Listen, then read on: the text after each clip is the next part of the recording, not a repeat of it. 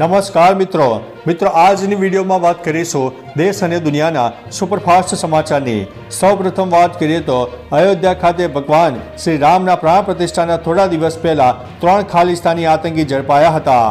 આ આતંકવાદીઓની પૂછપરછ બાદ યુપી સરકારે અયોધ્યામાં એલર્ટ જાહેર કર્યું છે। ખાસ કરીને 26 જાન્યુઆરી સુધી રામ મંદિરની સુરક્ષા વધારી દેવામાં આવી છે।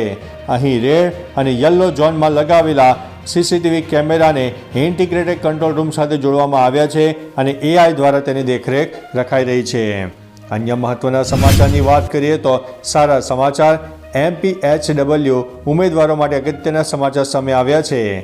NPHW ઉમેદવારો માટે સારા સમાચાર એટલા માટે કે હસમુખભાઈ પટેલે ટ્વીટ કરીને માહિતી આપી છે કે મલ્ટીપર્પઝ હેલ્થ વર્કર એટલે કે MPHWનું વેઇટિંગ લિસ્ટ મંડળની વેબસાઇટ ઉપર મૂકવામાં આવ્યું છે। સાથે કહ્યું છે કે રીસપ્લિંગ અને વેઇટિંગ લિસ્ટ ઉમેદવારોને જિલ્લા ફાળવણી તારીખ 6 અને 7 ફેબ્રુઆરીના રોજ કરવામાં આવશે। વિગતવાર કાર્યક્રમ માટે વેબસાઇટ ઉપર મૂકવામાં આવ્યો છે। તો ચાલો મિત્રો, ફરીથી દેશ અને દુનિયાના સુપરફાસ્ટ સમાચાર લઈને મળતા રહીશો। ત્યાં સુધી અમને રજા આપશો। નમસ્તે।